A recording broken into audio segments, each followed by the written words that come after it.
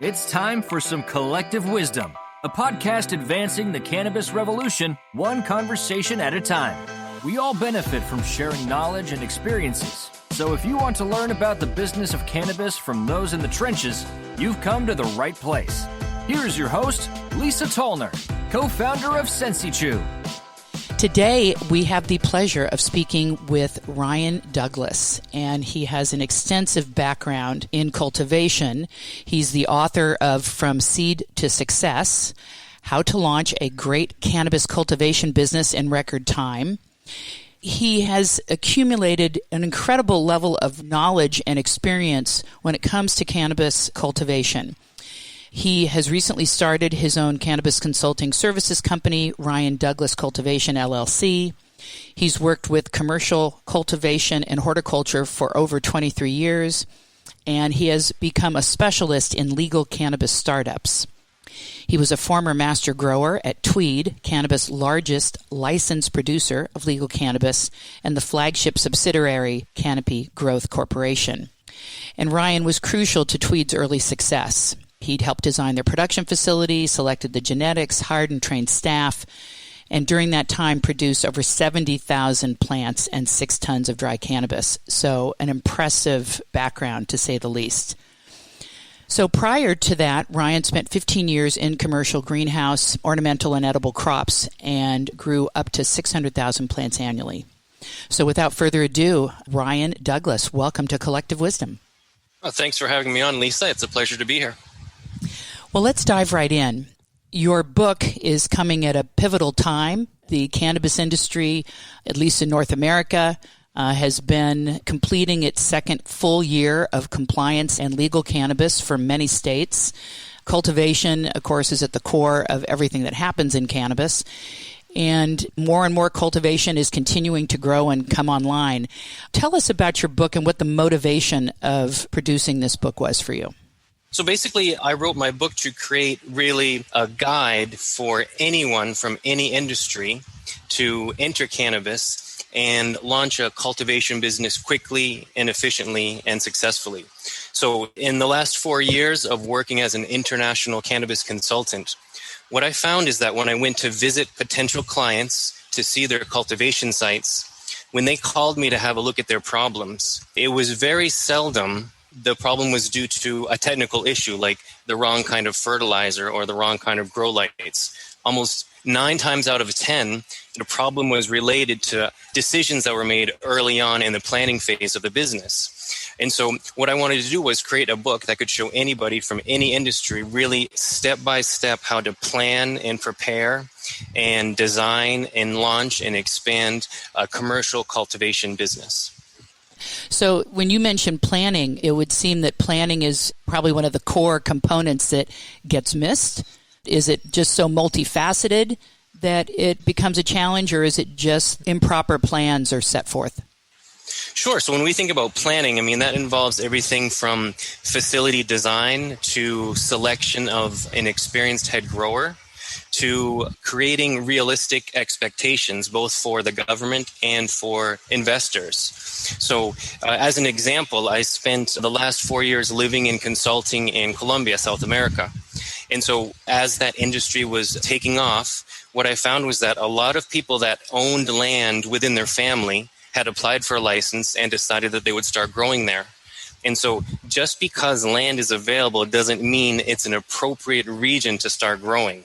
So if you apply for a cannabis cultivation license and your family owns land in the middle of nowhere and you can't access water, there's no electrical infrastructure, and there's no roads to bring equipment to build a greenhouse, that's a massive oversight.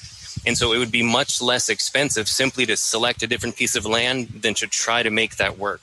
So that's just one example of an oversight made during the planning process that oftentimes clients call me to try to fix. And that's exactly the type of oversight I'm trying to help newcomers to the industry avoid by really laying out in plain language how we plan and design the launch of one of these kind of businesses. So that's a pretty significant example of foresight just with raw land. Do you find that for future growers in the United States, ones where infrastructure isn't so much an issue, they've got the building, they've got all the public utilities that are there, is there another common error or misjudgment that you find in more developed countries and cities and places throughout the United States where they have errors and issues? Absolutely. So probably the top two have to do with selecting the head grower and selecting the genetics. So with regards to the head grower, this is arguably the most important position inside of a cultivation business. So really the success or failure of the business really rests on the shoulders of the person ultimately in charge of the cultivation program. And so what I found is that people new to the industry typically hire for cannabis knowledge, not necessarily plant production experience. And so what happens is these folks end up hiring someone that knows a lot about cannabis, knows a lot about the culture and the plant and the varieties. They know when to harvest, they know how to cure the product. But what they don't have are things like people management skills, facility management skills, the ability to plan production. And so what happens is the company has to learn about commercial plant production at the same pace as the grower. And what happens is this is a very long and expensive learning curve, and the business is the one that foots the bill. So hiring an inexperienced or inappropriate head grower is probably one of the biggest oversights in the US. And the second one is launching with too many genetics. Typically, it's human nature to think, more is better.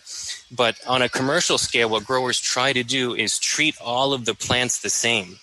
When you start growing dozens and dozens of different varieties, especially for a startup, you really overcomplicate the process. And oftentimes the cultivation program implodes because any startup in the industry really isn't pretty. There's a lot of challenges, a lot of things that happen you really couldn't anticipate. And so what we try to do from a growing perspective is eliminate the unknowns on the growing side. So if you have a new facility, a new grower, new regulations, and you, on top of that, throw in 30 different varieties to start, very few growers could handle that. So next to hiring an inexperienced head grower, really starting with too many genetics is a common mistake I see a lot of companies in the U.S. make. Well, I find that very interesting that you're talking about the genetics, because it's one thing we see so much of with cultivators here in the U.S. is just this incredible variety. But I've always wondered what kind of complications that creates for the grower themselves when you've got so much variety. Have you found in the years that you've been in this, clearly there's particular genetics and certain strains that are they're just popular with consumers. They love them sort of no matter what. They're kind of the go-tos. Do you find that still to be the case? Well, it's interesting. Every few months, there's a new hot variety. So if we look at adult use, recreational use states, what the consumer is looking for is pretty simple. It's usually high THC with a unique mix of terpenes. So it's the terpenes that create the flavor and the aroma of cannabis when it's consumed. And so the majority of recreational cannabis consumers go into a dispensary and immediately their eyes go to the THC level in the product. And so high THC would be anything that's 30% or above. So that's really rare, but those varieties that do offer 30% or more THC can command some of the highest prices. But besides the THC, people are also looking for something that's unique, a flavor or an aroma that hasn't been on the market recently. And so that's where we see a lot of exciting projects through breeding and crosses. I think when we look ahead into the next few years of adult use, those are going to be the varieties that are most in demand. Not necessarily the name, but what it contains, which is the active ingredient, the THC, and then the unique mix of terpenes, which will give it that special flavor or aroma. Now, going back a moment to sort of operations and the master grower, what have you found with these cultivation and operations that get going? How long does it take for them to sort of realize that they've maybe headed down a long path? Like you've mentioned, there's quite a bit of a learning curve before they realize. Is there sort of a time frame that you've discovered where operationally they realize, oops, we messed up? Are they a year into it before those kind of revelations come to light? So I think it comes down to the size of the facility that they've been hired to manage. So if they're growing a couple dozen plants at home in their closet or in their basement or outdoors, and then they're hired to run a facility that's 50,000 square feet, that's a massive jump. So absolutely, if they're not prepared, they're going to recognize immediately that they've bitten off more than they can chew. So what I tell clients that come to me looking for advice on how to find the right head grower is typically I say, look for someone that has 10 years of experience in commercial plant production, not necessarily with cannabis, but growing anything.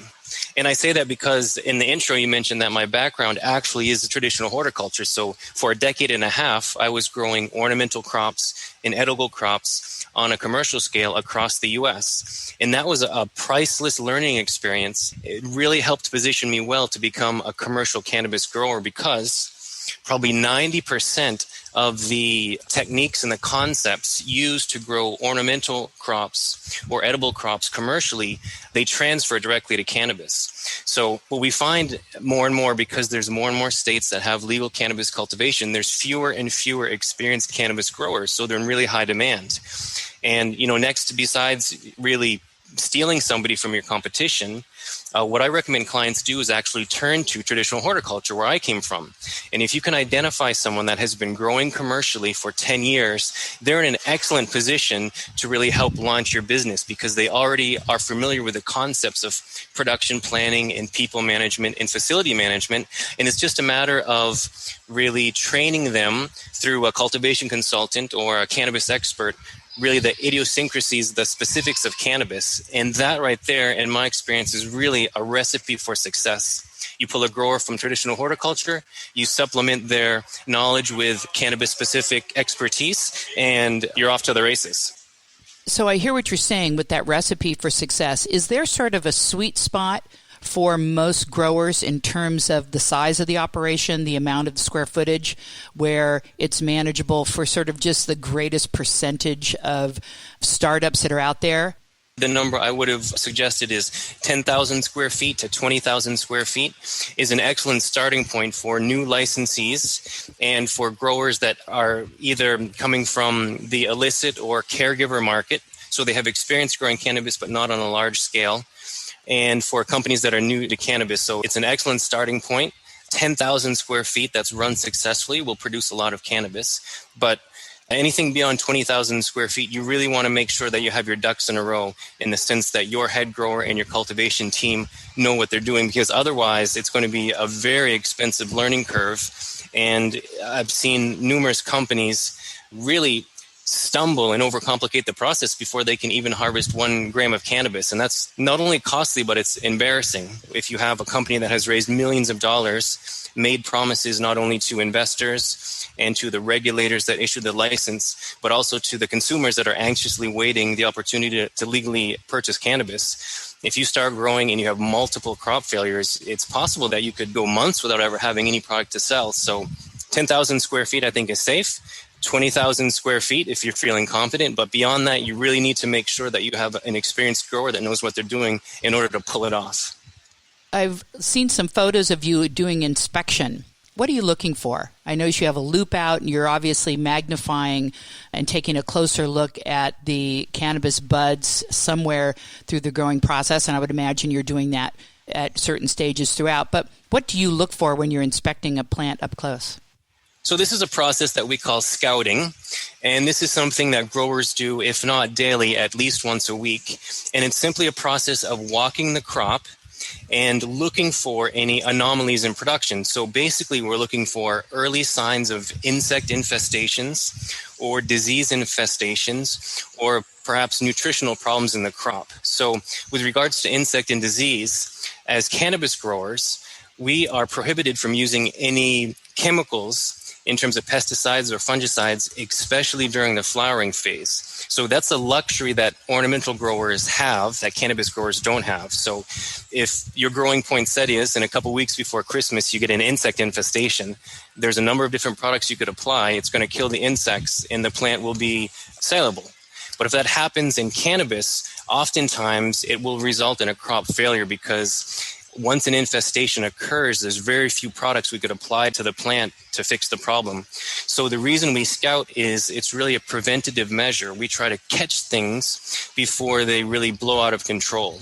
So, for example, if we're scouting the crop for insects and we find a few insects on a few leaves, we could either apply an organic-based pesticide, which is totally natural, and it could help decrease the risk of a greater infestation, or we could choose to implement beneficial insect program. And these are basically predatory insects, really good bugs we release on the crop that search for the plant damaging bugs, and they eat them before they have a chance to damage the crop. So when you mention inspecting, it's really scouting, it's really investigating for the very first signs of any potential problem in the crop, so we can catch it early, correct it before it results in a costly crop failure. If you could say, and just to summarize, what would be the 3 to 5 top tips that you would recommend for any startup cultivator, could you re-summarize those?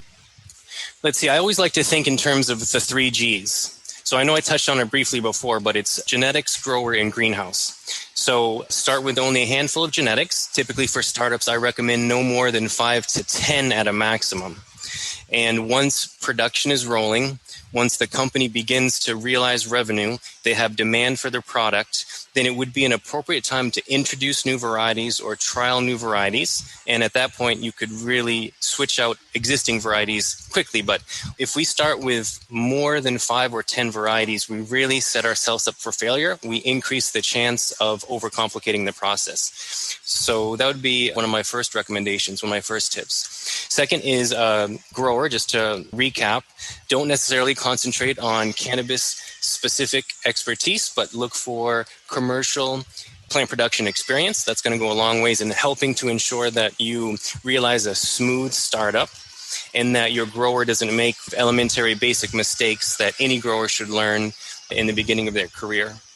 And the third, which we haven't spoken about yet, is designing a facility that works. And so when I say works, I mean when we think about an indoor facility or a greenhouse, these structures exist to create the ideal growing, the optimal growing parameters for a plant. So that is everything from light intensity to carbon dioxide levels, temperature, humidity, airflow. And so oftentimes I've seen that in an attempt to save capital expenditures, companies will design their own facility in-house. So maybe they'll have an engineer or just somebody really smart on the team, and they'll put them in charge of putting together a grow room or designing a greenhouse. And what happens is on the front end, they'll save a lot of money, but on the back end, they'll end up spending 30 times that amount trying to retrofit and fix the problems they created. So one of the biggest tips I give startups is to really hire an expert at the get-go, someone that has designed indoor production facilities or has designed greenhouses before, so that perhaps it's a little bit more expensive on the front side, but for the following years, you really don't need to worry about a facility that won't hold the optimum growing parameters for the plant. Let's talk a little bit about the future of cultivation and where do you see it going? Sure. So I think growers are going to come under increased pressure to minimize their carbon footprint in the future. So on the one hand, it's great that more and more states and more countries are legalizing cannabis. But as a result, that means there's more and more cultivation. So what we don't want to leave as our legacy is really an industry that consumes, an unfathomable amount of electricity in order to produce what it is that we sell. So when we look ahead to the future, I believe that growers will come under increased pressure to really monitor or regulate the amount of electricity they use and the amount of water they use. So I think as we move forward, we're going to see more and more growers, new companies, launching production using greenhouses as opposed to indoor grow operations, because indoor growing is the most expensive way to build a facility, and it's also the most expensive way to operate a facility. So in really hot markets, that can be justified by the price point they earn at retail. But, if you think about it, for anyone that hasn't seen an indoor grow room, they're filled with lights. Probably half of the energy that comes out of a grow light comes out in the form of heat. So they consume a lot of electricity, but they also require a lot of electricity in order to basically air condition that room to evacuate the heat. So these indoor grow facilities are really hogs when it comes to energy. And so I believe that we need to be responsible and anticipate that we're not always going to be allowed to grow this way, because if we look at any other commercially grown crop, cannabis is the only one that we grow indoors. And so every other crop, whether it's a fruit or flower or vegetable or herb, it's being grown outdoors in greenhouses successfully. So if growers can do that with basil or tomatoes, we can certainly do it with cannabis. So when we look ahead to the future, I think we're going to see more greenhouse production. And in terms of indoor production, I think we're going to see more and more equipment that allows growers to do what they do, but consume less electricity. So it'll be something like more efficient grow lights, perhaps, or irrigation systems, the use of sensors and technology that allow us to use or at least waste less water each time we irrigate our plants. Yeah, and just being more aware of the environment. Is your book available now? Yes, people can find the paperback and the Kindle version on Amazon. Excellent. If someone wanted to reach you for more information, is there an email or a website where you can be reached? Sure, I can be reached through my website. It's douglascultivation.com. Folks can reach out to me there. I also have a number of free resources. I contribute to my blog 3 times a week, and I'm posting newsletters, etc. So there's a lot of free information available. But there's also a way to contact me directly through my contact page. Fantastic. So, folks, we've heard from Ryan Douglas some incredible information through his years of knowledge and expertise in cultivation, and his book, From Seed to Success, providing advice and checklists and templates for cannabis entrepreneurs so that they can avoid the costly startup mistakes that often happen with growing operations. And so I highly recommend that you seek out Ryan Douglas and his book for more information. Ryan, it's been a pleasure having you today. Learned a lot of interesting things about cultivation, and your background is clearly impressive. And I was just fascinated by the connection of commercial horticultural work and its relevance here in cannabis, because I think that's an important thing that doesn't seem initially obvious, but absolutely is when we think about how the need for cannabis to be really prepared for and thought of as any commercial crop with all of those demands that any business in that field would have. And to have a thriving cultivation business and to be able to avoid those problems and have good management practices are essential. I really appreciate you having me on the show, and I appreciate the opportunity to speak about exactly that topic.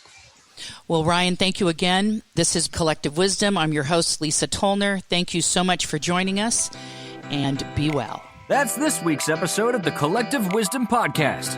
Join us each week for another episode on OC Talk Radio, streaming on Thursdays at 3 p.m., and you can download Collective Wisdom wherever you get your podcasts. Be sure to visit cacollectivewisdom.com or email us at collectivewisdompodcast@gmail.com to join the conversation. Thank you for listening.